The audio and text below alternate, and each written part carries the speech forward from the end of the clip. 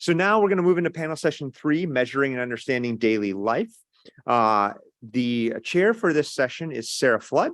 Sarah joined IPUMS in 2004 as a graduate research assistant and started as a full-time staff member in 2007, working on the IPUMS US survey products, in particular our time use product and our current population survey product. Sarah is PI of multiple IPUMS grants, an active scientist studying time use, and she is the director of our National Institute of Aging Life Course Center. So Sarah, thank you for chairing, and we'll get the session going. All right, thank you, Dave. Thanks everyone for sticking it out after lunch. I know that you're gonna stay awake because we have a fantastic lineup of talks ahead. So I will start by introducing Yue Qian. Yue is an associate professor of sociology at the University of British Columbia. Her research focuses on gender, work, and family in North America and East Asia. Most recently, she's been researching the social and mental health impacts of COVID-19. Thank you, Sarah. I'm delighted to be here today to present my work in progress, working from home, and affective well-being at the intersection of parental status and occupation. To start with, I want to express my genuine thank IPUMS for powering my research. When I was a graduate student, the first RA job my advisor assigned to me was to download data from IPUMS and did some tabulation for him. And then I was like, this is fantastic. Since then, I used IPUMS for my own dissertation, and I have published all these papers from the IPUMS data.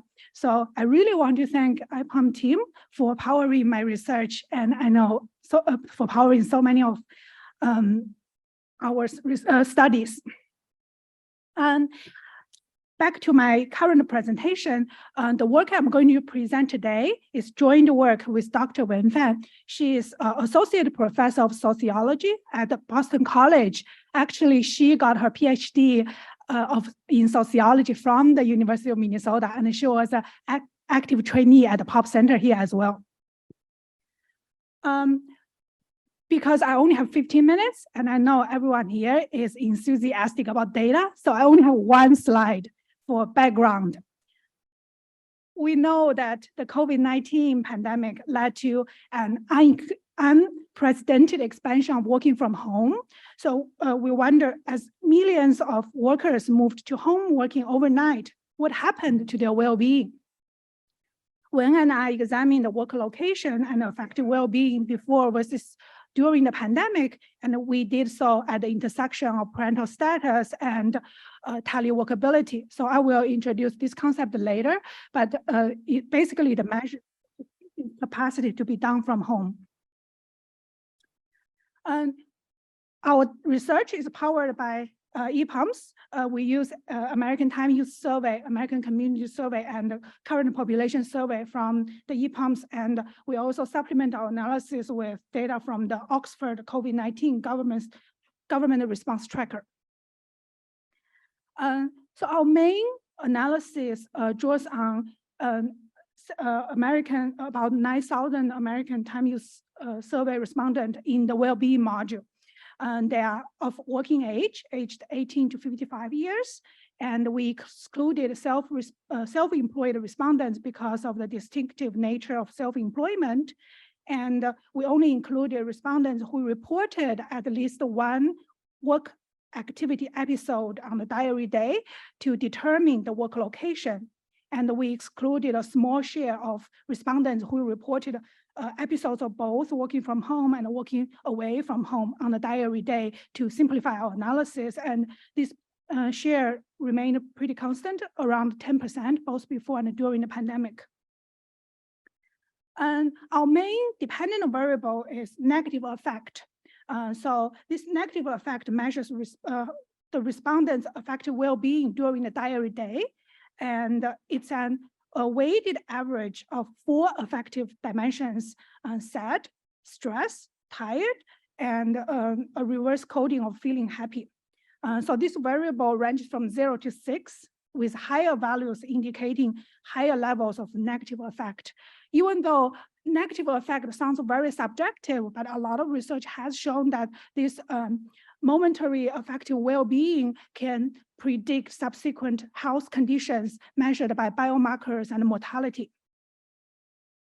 Our main independent variables include the following: so before versus during the pandemic. So before the pandemic includes year 2010, 12, and 13, and then during the pandemic includes year 2021. So those are already well-being module years. And we distinguish parents from non-parents. So parents refers to those with children under 18 in the household, and non-parents do not have children under 18. Work location refers to working from home versus working away from home. And one of our main independent variables is occupational teleworkability. So we calculate this measure from pooled data of 2003 through 2019 American Time Use Survey. And we use the weighted proportion of wage and salaried workers in each occupation who reported at least one episode of working from home on the diary day. So this measure ranges from 0 to 0.6. So 0 means no workers reported any episodes of working from home on the diary day, whereas 0.6 means 60% of the workers reported at least some working from home experience before the pandemic. So to give you some context, occupations with low teleworkability include occupations like parking lot attendants, extraction workers, and motor vehicle operators, etc. Occupations with high teleworkability include public relations managers, sales engineers, and post-secondary teachers, etc. So we use OS regression models to estimate negative effect. And in this presentation, I'm going to present my results via graphs. To start, we look at the predicted negative effect by work location on the x-axis, and then also by pandemic period. And throughout my presentation, I'm going to use the pink to indicate the pre-pandemic result and the blue to indicate pandemic results using the metaphor of pandemic blue. So it's easier for us to remember in that way. And we can see the negative effect increased from before to during the pandemic among workers who worked from home, but among those who worked away from home, the negative effect did not change from before to during the pandemic. When we further disaggregated our results by parental status, so on your left, we have results for parents, and then on your right, we have results for non-parents. We can see that negative effect increased from before to during the pandemic only among parents who worked from home. So for non-parents, regardless of their work locations, we didn't see a significant increase in their negative effect. And this increase in negative effect among parents working from home was not even across occupations. So from this graph, I put occupational teleworkability on the x-axis, and then on the upper left graph, you can see that negative effect increased from before to during the pandemic only among parents who worked from home in less teleworkable occupations. So in the upper left graph, when the occupational teleworkability score is low, the blue bar is significantly higher than the red bar, indicating dramatic increase in negative effect. So when we found this result, Wen and I were puzzled. So why? What can explain these results? We made several hypotheses. First, we want to see control for a wide array of covariates. These include basic demographic attributes, health measures, family characteristics, presence of children and spouse labor supply, and respondent time use on the diary day, so duration of time spent on sleep, care work, leisure, housework, and paid work. And also we control for several potential occupational level confounders. And for occupational level confounders, we calculate them by using ACS and CPS. So even after we control for this wide array of covariates, our results still hold. So among parents working from home in less teleworkable occupations, we still see this significant increase from before to during the pandemic. And then we speculate maybe it was due to difficulty balancing work demands and family demands. So how can we test this hypothesis? We think that if this were the case, the gap in negative effect would be larger when school closing policies were more stringent. So to test this hypothesis, we merged the Oxford COVID-19 government response tracker data with ATUS, and based on the survey date and the residents of state, we can leverage the variation in containment and closure policies regarding school closure. So we separate our sample kind of into three categories: pre-pandemic and the pandemic school open period, pandemic and the school closing period. And our results indeed support our hypothesis. So I have three lines here. The red line still indicate pre-pandemic, and the light blue indicate pandemic school open, and then the purple blue indicate pandemic school closing period. And we see a very clear gradient here. The gap in negative effect was larger when school closing policies were more stringent. So this provide our evidence for our hypothesis where when school parents experience more negative effect, negative due to the increasing difficulty in balancing work and family demands. And this clear gradient is clear when we don't include any controls, and remains even when we include a wide array of controls I just introduced earlier. So our results show that the pandemic created a perfect storm and exacerbated the negative effect for parents who were in less teleworkable occupations, but found themselves working from home during the pandemic. So these parents likely face a double jeopardy. They encountered a dramatic shift to working from home, despite the fact that the nature of their work may not be suitable or prepared for working from home. And at the same time, they also experience the very dramatic loss of institutional childcare support.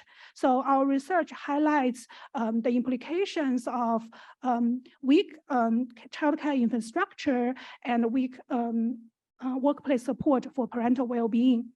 I will leave my presentation here. Thank you. Thanks, Yue. Next up is Connor Sheehan. Connor Sheehan is an assistant professor in the School of Social and Family Dynamics at Arizona State University, and his research explores the social determinants of health and sleep. Today, he'll use NHIS data. All right. Hey, y'all. First off, I want to apologize. This is somewhat of a deceptive title. There's no dreams, and sleep is not rapidly changing. But like the other presenters, I really wanted to thank IPUMS. When I was in grad school, I was pretty much wandering the wilderness until another graduate student found or told me about IPUMS, taught me about it, and made me realize how easy data analyses could be. Y'all pretty much democratized data for me. So personally, I thank anyone who's worked at IPUMS for that. All right, so what I'm going to cover is I'm going to try to make the case for why we all should be studying sleep with IPUMS, why sleep is an important outcome or predictor. Then I'll discuss some work I've done with IPUMS focusing on sleep. Then I'll very briefly show some results that I am currently working on with sleep trends in IPUMS. And then I'll pitch some future ideas that we can do, hopefully together with IPUMS looking at sleep. So why should we study sleep with IPUMS? Well, humans need sleep. We need sleep just like we need to eat, to drink, just like we need to breathe. And if we don't sleep for prolonged periods, that elevates the risk of the top killers of humans, such as heart disease, cancer, diabetes. But even in the short term, if you don't have a good night of sleep, your immune functioning suffers. Other researchers have found that sleep is strongly related to mental health. You can think that that's bidirectional, but there's been experimental work that has shown that if you are sleeping better, your mental health should improve. Sleep is also associated with accidents. So we know some huge accidents are caused by a lack of sleep, like Chernobyl, the Exxon Valdez, the Challenger explosion, but also just day-to-day car accidents or falls are linked to sleep. So there are some very important reasons from a health perspective to be studying sleep, but sleep also reifies and reinforces social inequities. So we see this in our classes when we teach, or we can remember back in school that when we don't sleep, it is hard to pay attention. And research has shown that kids who don't sleep don't do as well in school either. So if you're not doing well in school, it is hard to have upward social mobility. Sleep also influences our occupational performance. Again, we know this. It's hard to function well at work if you haven't slept well, and that goes to other jobs as well. Pretty much any job that has been explored, if the person doing it isn't sleeping well, they're not doing as well. And then again, we know this from our personal experiences, but sleep is related to social relationships. If we don't sleep, we're cranky. We can take that out on our loved ones, on our partners. And so broadly, sleep is associated with reinforcing social inequality. But sleep is also influenced by the factors that have been discussed throughout today. So we know that to sleep, you need to have time. So if you're working 2 jobs, you do not have enough time to sleep. If you have a 2-hour commute due to being in a segregated neighborhood, you have less time to sleep. If you're working in the gig economy, you have less time to sleep. We also know that stress, we all have been stressed and can't sleep, but stress is not equitably distributed throughout society. And we know that factors such as systemic racism or economic insecurity can increase stress, and that inhibits sleep. Sleep is also influenced by the location that we live, not just the state, but also the neighborhood. As previous research has shown that, of course, noise pollution is linked to worse sleep, but also light pollution. So neighborhoods with elevated crime often see streetlights implemented, but that undercuts the sleeping patterns of the people that live within those neighborhoods. And then there's been so much great research focusing on health behaviors with IPUMS, and research has shown that smoking, drinking, lack of exercise, nutrition, these things also predict sleep or poor sleep. So to summarize, sleep is influenced by social factors, but it also reinforces social inequality. It's kind of creates a positive feedback of social inequality. But what I've tried to use IPUMS to do is look at how sleep has changed throughout the 21st century. So this is my most highly cited article, so I thought I would present it. We looked at how US reports of sleep duration has changed in the 21st century. These are my co-authors. I'll give them a shout out at the end too. But we kind of thought that America is a nation in decline, and it has been in the 21st century. We thought that this would lead to declining sleep patterns as well, specifically after the Great Recession, which increased economic perilous conditions for millions of Americans and really reshaped how comfortable people are economically. America has also seen profoundly increases in stress throughout the 21st century, beginning with the Great Recession, but more increasingly due to political polarization in particular, has really increased the stress of Americans. So we thought the economic changes, the increasing stress would discourage sleep in the US. But most of all, we thought that the new technology that has entered our bedrooms, our smartphone, would decrease our sleep. Suddenly, over the course of a few years, the majority of Americans held all the information in human history, the palm of their hand, in the form of a very bright light that they hold right up to their face right as they sleep. And it also includes all the stressors within their day-to-day lives, all the stressors within society. So we thought that with this new technology that's entering the bedroom increasingly, American sleeping patterns would be worsening. And like all these pronounced changes, we thought these trends would be exacerbated among marginalized communities due to, and I'll discuss this at the end. The data, this is powered by IPUMS. We use IPUMS for this. We use the National Health Interview Survey. We use the 2004 to the 2017 file.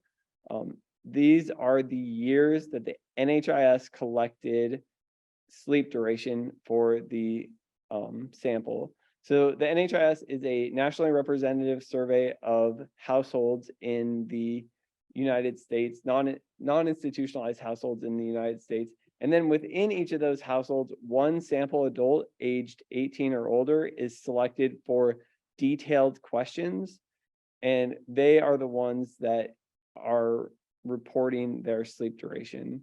So our entire sample is about just under 400,000 Americans from 2004 until 2017. As for the measures, we can talk about the limitations of self-report, I know, but we look at self-reported sleep duration. We coded this categorically, but if we do it just as a number, we find the same overall results, that Americans are reporting worse sleep. But we coded it short sleep is 6 or fewer hours per 24-hour period. And this is important because sleep scientists have consistently concluded that reporting 6 or fewer hours of sleep per day increases your risk of chronic health conditions, of mortality. I have a paper under review where I find 6 hours is okay, but it's not published yet. So, and this is come after that. The optimal sleep duration has been shown to be 7 to 8. Some people say 7 to 9 hours per day. But that's how much you should be sleeping. Long sleep duration is also problematic for your health. It places you at risk for health conditions, particularly among older adults. It places older adults at really high risk of mortality. And it could also result from an underlying health condition. As for self-reported race ethnicity, we look at 3 race ethnic groups: non-Hispanic Black adults, Hispanic adults, and non-Hispanic white adults. Other research has gone on to replicate our findings, also looking at Asian adults, and they find similar patterns. As for the covariates in our models, we control for age, region, which isn't, David and I were talking about how that's not perfect, but region, gender, marital status, number of children in the household, educational attainment, household income, employment status, smoking status, drinking status, body mass index, self-reported health, and psychological distress. As for the methods, I'm a demographer. If I could have published this just with the tables, I would have done it. But it seems like you need to run a regression to get anything published. So we also fit a multinomial logistic model. For the results today, I will show some predicted probabilities from those models to sit. And in those models, we also have an interaction term with the trend multiplied by race ethnicity. So here are the results. This is the percentage of Americans who are reporting 6 or few hours of sleep per night. That's at short sleep duration. You want to be sleeping more than that. And you can see it's actually pretty stable from 2004 until about 2012. This isn't significant in the model that we run, but we actually replicated other findings of researchers who used the NHIS. We found the same patterns as them. No real change in the sleep or the short sleep patterns of Americans. But then starting in about 2013, Americans began to report shorter sleep durations, and this increased every year until the end of our study period. And this culminated with Americans reporting short sleep duration that increased 4.3% between 2004 and 2017, but really it increased 4% between 2013 and 2017. Now, 4% might not sound like a lot, but that's about 9 million more American adults sleeping at that high-risk sleep category.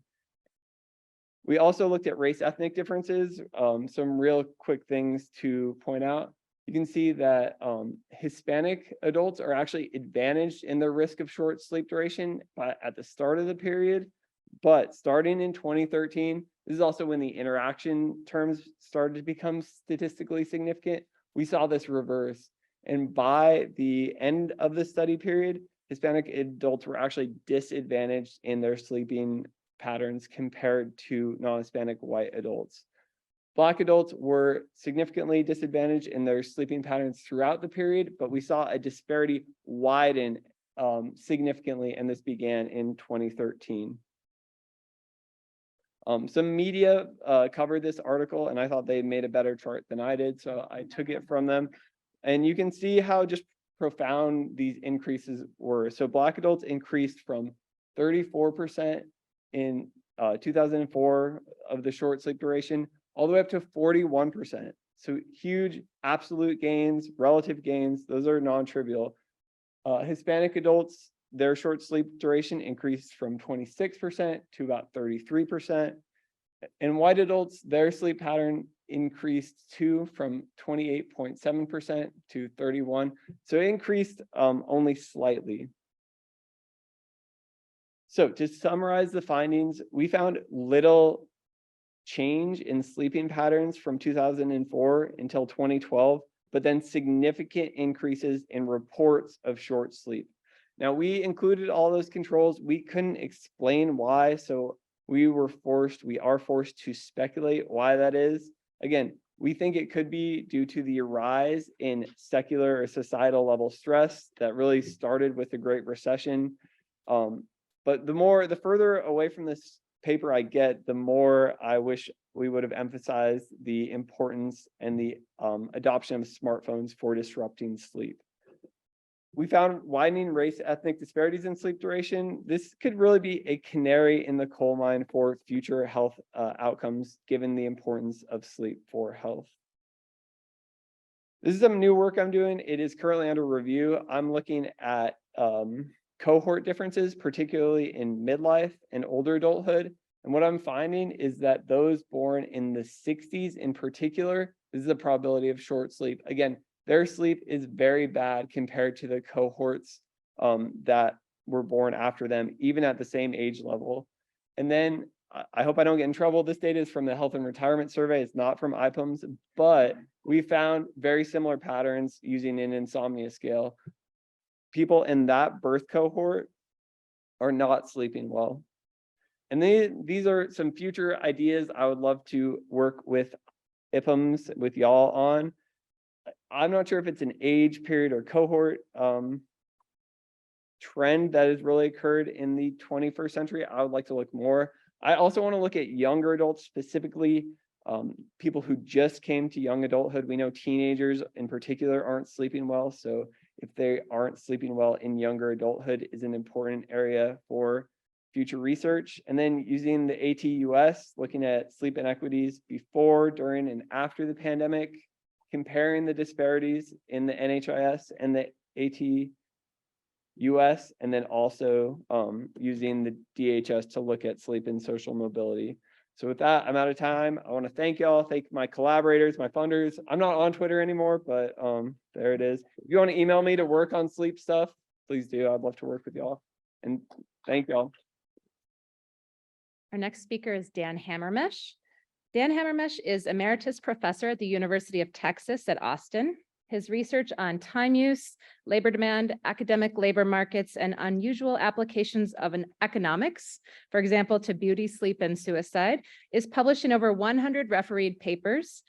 He is a fellow of the Econometric Society and Society of Labor Economists, and past president, Society of Labor Economists and Midwest Economics Association. I'll turn it over to Dan. Thank you very much, Sarah.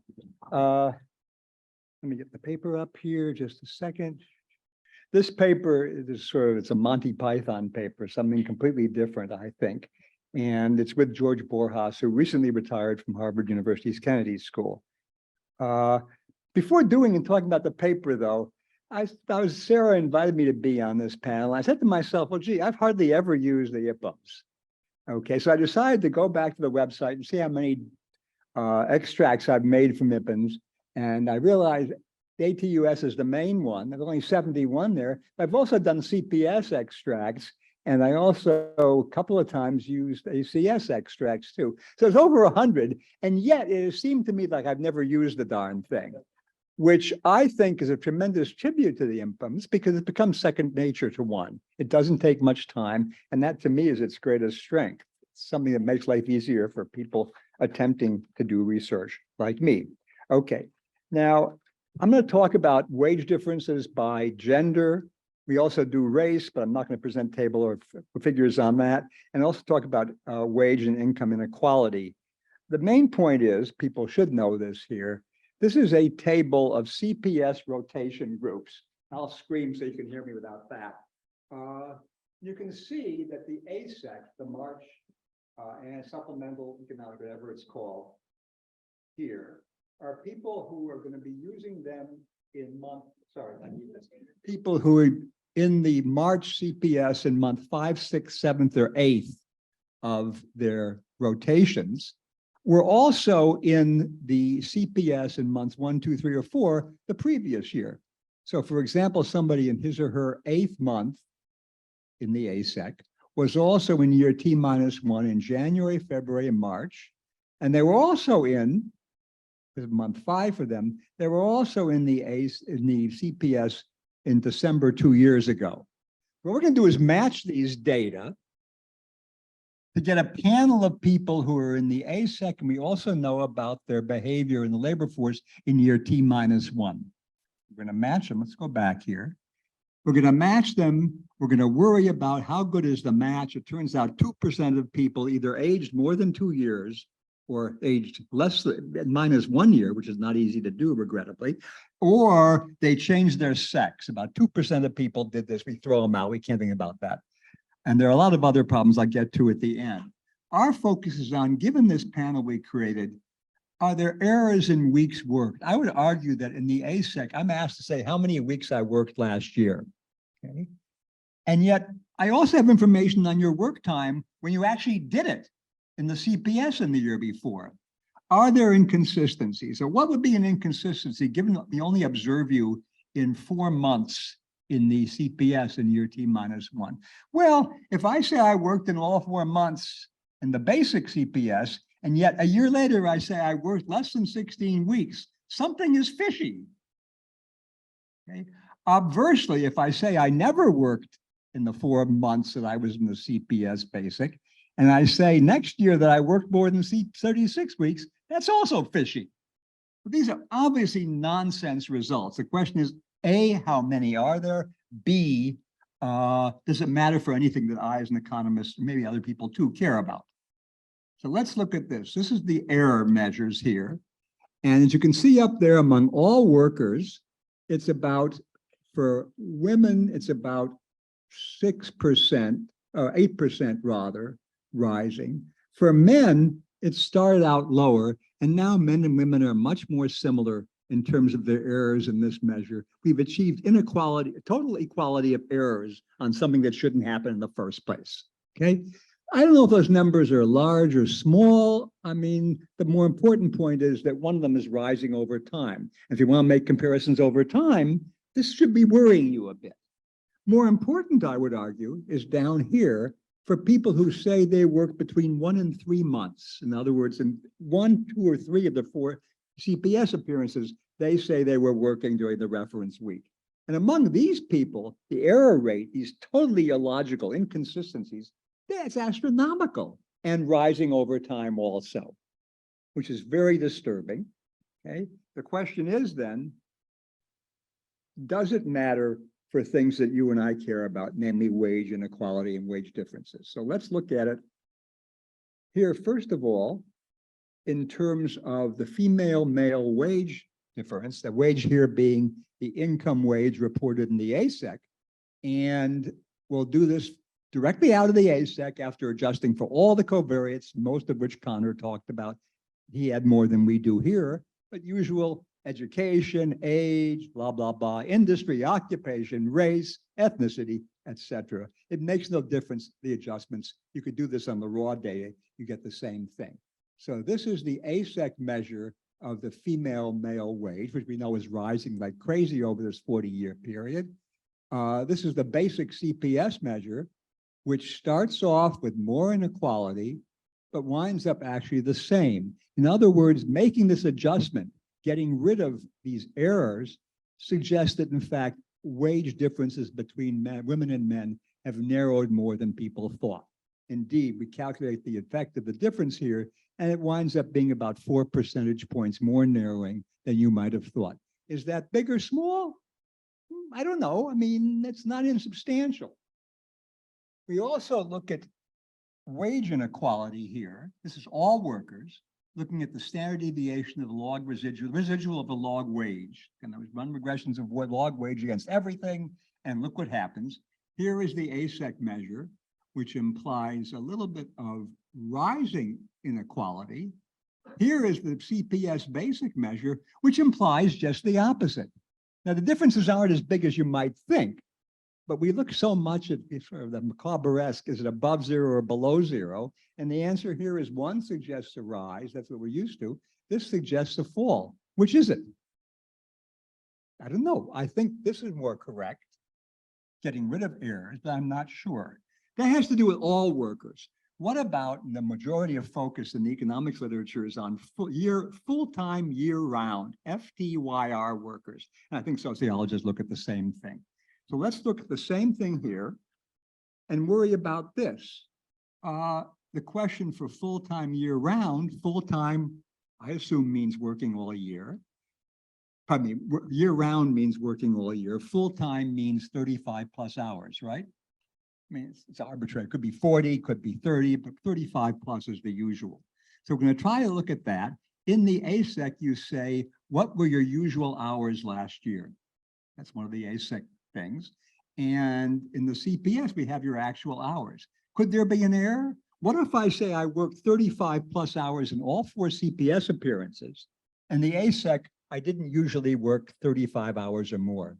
Is that inconsistent? Close. I mean, it could be I worked 35 plus hours in each appearance in the CPS when I was there, and then the other 8 months I didn't work 35 plus, or obversely. But it seems pretty fishy to say I worked in all 4 CPS months 35 plus hours, then come back a year later and recall not having worked usually 35 plus hours. This is not logically inconsistent necessarily, but it sure seems somewhat strange. So we'll call those errors also. And here are they.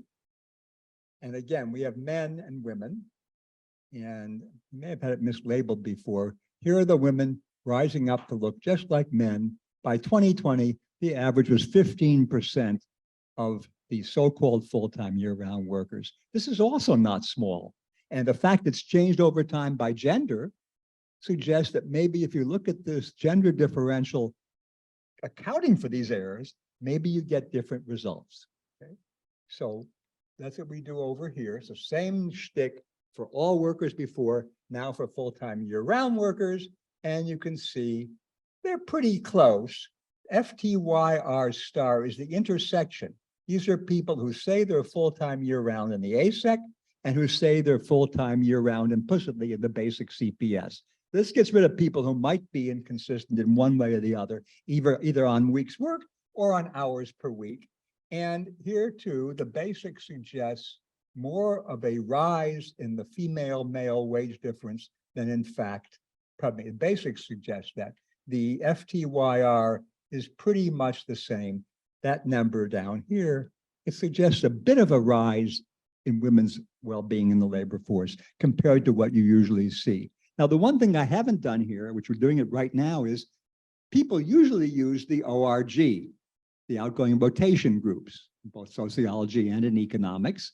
And the question is, what do they look like on this measure? The answer, they look completely different from both of these. And that should be disturbing to people. And again, you don't get in this ORG, you don't get weeks of work, you get only hours of work. So you take people who say they're 35 plus hours in the ORG, the numbers, all these ratios change in a totally different way, both in inequality and in female-male, and also in black-white wage differentials. Here we have inequality, same thing. Solid line is the ASEC, residual log inequality, and this dotted line here is this intersection smaller group of people who are full-time year-round in both measures. So what we've gotten so far, I have 3 minutes left. I'll finish up on time, Sarah.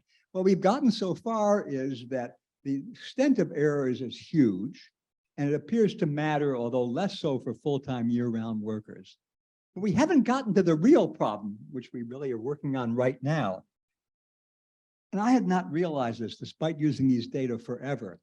A large fraction of people in the ASEC are allocated responses. BLS makes up the numbers somehow, okay?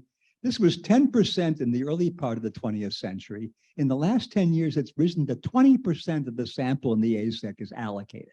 That is huge. Maybe you all knew this, being data grubbers like me. I didn't. And that's only part of the problem. The other problem is a remarkable number of these interviews are proxies. Indeed, early in this period, only 20% of the males answered themselves. Okay. So I asked myself, does my wife know how much I work? Well, yeah, she says I work too damn much, but the answer is probably not. The question is, and we've done this so far for inequality, what about this immense number of allocated and proxy responses? The answer is, thank goodness, at least for inequality, it makes very little difference so far. Does it do that for the male-female or the black-white difference? Maybe, maybe not. But even if it doesn't, if I were using this stuff or anything else, I'd worry this could always be a problem. So if nothing else, if you work on this stuff, you ought to worry about these other things. And we do very little. A few people worry about proxies occasionally. I've seen nobody worrying about the allocation issue. So this is such a general admonition to people working on this kind of data. Be careful. Thank you. Let's see. Our final speaker is Dr. Hamid Noghanibehambari. He's an assistant professor of economics at Austin Peay State University. His research interests are health economics, environmental economics, and economics of education. Hey, good afternoon. Hello, everybody. My name is Hamid, and I am super delighted and excited to share my research with this group today. The paper I'm going to present is entitled Toxified to the Bone, Early Life and Childhood Exposure to Lead and Men's Old Age Mortality. And this work has been done in collaboration with Jason Fletcher during the time that I was a postdoc at the University of Wisconsin. And it's also in line with a couple of my research in which generally I empirically explore the effect of exposures during infancy and childhood on old age mortality outcomes. So a short talk on the background. During the late 19th century and early 20th century, the US experienced rapid growth in urbanization, rapid increases in population, and at the same time, rises in concerns related to public health and clean water. And therefore, there was an increasing in demand and need for better management of water resources. In response to this concern, several US cities embarked on a series of ambitious water projects to build and found water treatment plants, implement water filtration, water chlorination, sewage treatment facilities, etc. The materials of these water projects, these service lines and water lines were diverse. They were cast iron, galvanized iron, copper, brass, clay, and at the same time, lead. Lead was used because of its longevity, durability, resistance to corrosion, the fact that plumbers of the time were familiar with lead materials. It was easy to install and it was relatively cheaper. Therefore, lead was used either solely or in the combination with other materials. But we know that lead is bad for many subpopulations, specifically for infants, for exposure during in utero, and for children. During infancy, lead exposure can influence epigenetic changes in epigenetic programming. influences genomic DNA methylation in a way that increases life cycle outcomes, increases life cycle susceptibility to diseases.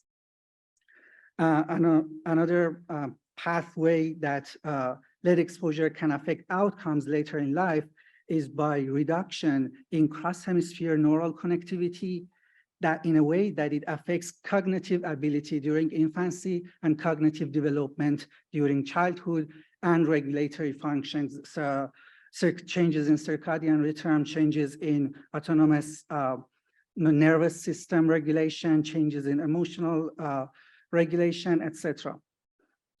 For childhood, these effects can be translated in lowering test scores, behavioral issues, crime, and reductions in human capital or generally educational outcomes, which again can be translated into lower socioeconomic status, lower income, and therefore passes through mortality outcomes later in life. But these are some social and economic pathways. There is also very biological pathways for exposure, specifically during childhood. We know that about 90% of lead is stored in bones, human bones.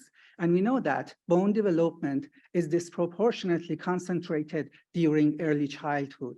Therefore, children who have higher exposure to lead store higher amounts of lead in their bones and teeth.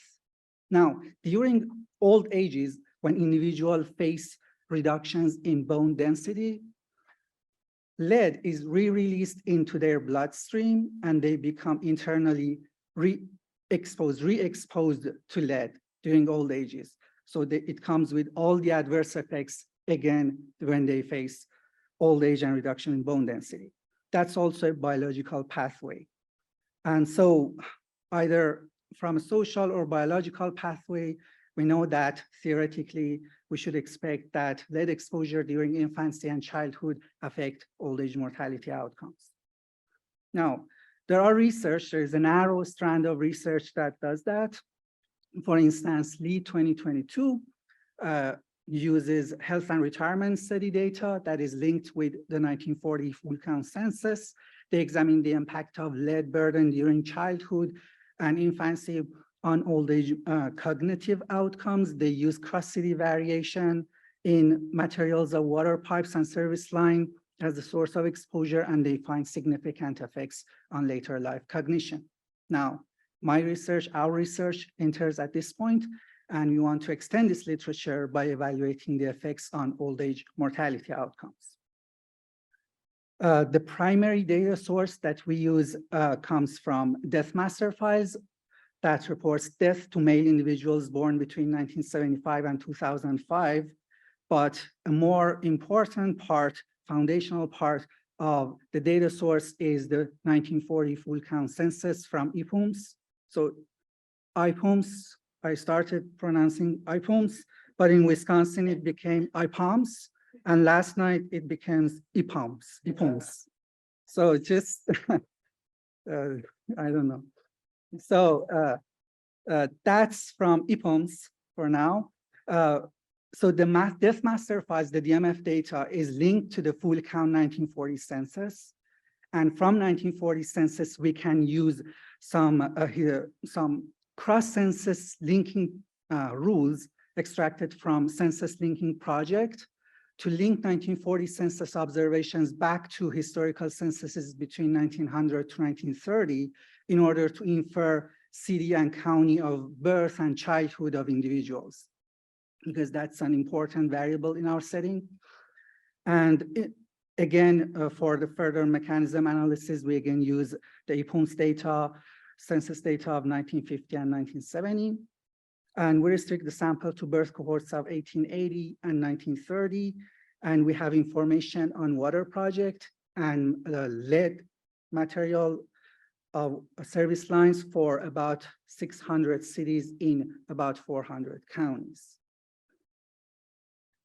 So the econometric method that we use is similar to an event study method in which we have variation across ages, across cohorts in the age of their exposure to water project construction that varies by city and by cohort.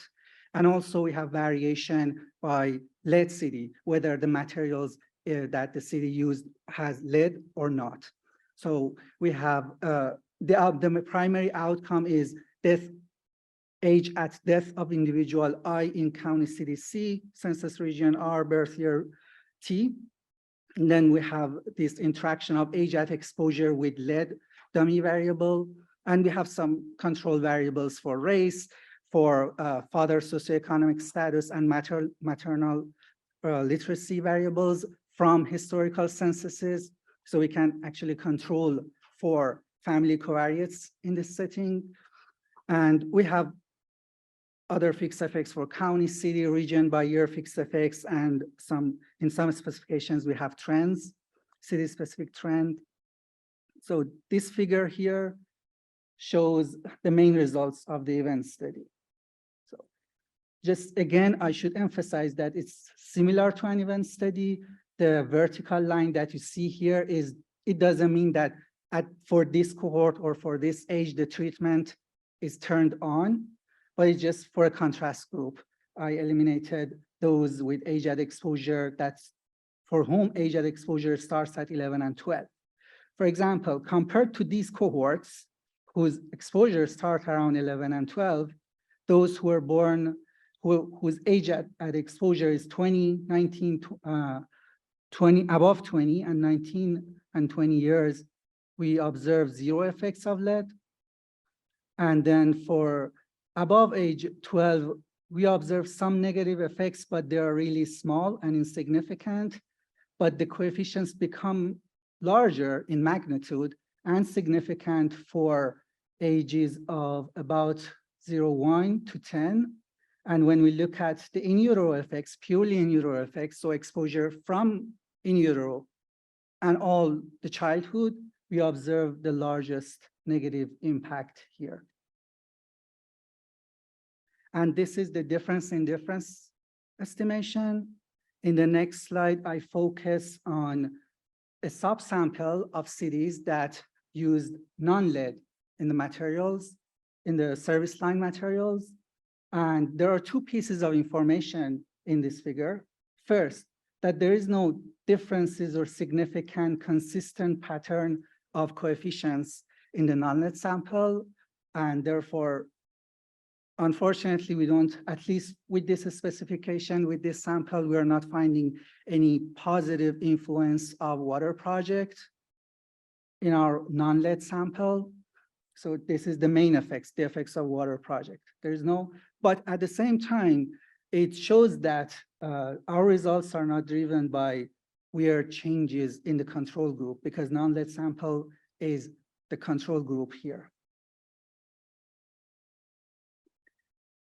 In addition to that, we showed the results of difference in difference, where the primary variables, instead of those event time coefficient dummies, is one variable measuring the full exposure between 0 to age 12, all the childhood exposure, and then interact that with lead dummy.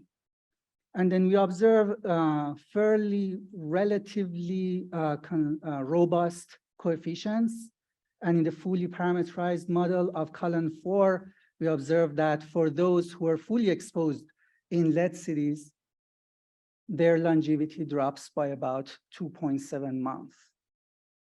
And for the exposure measure, the effects on non-lead, we observe close to 0 coefficient, very small and statistically insignificant effect. So here we found an effect of 2.7 months. But we know that this effect is just an intent to treat effect and observed across the whole population. So one idea is to get closer to the treatment untreated effect, although we can't do that exactly, but we can reach to a kind of treatment untreated effect here by, for example, focusing on those subpopulations that are at higher risk of lead. For example, non-whites who usually, or who are more likely to reside in urban areas than their white counterparts, and therefore they are more affected by water project and they are more affected by lead in drinking water. And we observe an effect of about 10 months reduction in their longevity. another way to get closer to this treatment effect is based on the fact that we know that lead is more likely to leach into drinking water if water is highly acidic or highly alkaline. So it depends on a lot of factors, including the age of service line, including the harshness of water, including whether there are many factors that can affect this lead leaching into drinking water. One of them is the water pH. If the water is highly acidic or highly alkaline, lead is more likely to leach. For a subsample of these cities, we have a good proxy of acidic or alkaline water that we build a dummy variable, interact with main primary independent variables here, and we observe that 16-month reduction in longevity for a full exposure for those residing or being born, residing during childhood in lead cities that had acidic alkaline water. Again, we're getting closer to the treatment. We observe much larger effect. That's 1.5 years reduction in longevity. That's economically significant. So as a conclusion, the difference in difference analysis suggested an effect of about 2.7 month reduction in old age longevity for exposure, okay, for intent to treat effect. Now, focusing on the 1940 census, those people who had a full exposure born in the lead city sample with a full exposure added up to about 9.6 million people. And using this marginal effect of 2.7 months, we can estimate a 2.2 million life years lost due to exposure to lead in drinking water. Using some kind of back of an envelope calculation using value of statistical life year analysis and this marginal effect and this number of 9.6 million people exposed just until 1940, we can calculate a loss of about $600,000, $700,000 per person. That can be that is equivalent to a loss of about $6.6 trillion, which is economically huge. And the recent Bipartisan Infrastructure Investment and Jobs Act that was recently passed allocated about $55 billion to invest in water infrastructure and eliminate lead service lines, replacing lead service lines. Now you can compare these two numbers here, $55 billion, which seems high, and that just the effects on old age longevity of $6.6 trillion to have an understanding of the economic significance and the policy implication of these results and generally lead exposure. Okay, thanks. Yeah, that's it.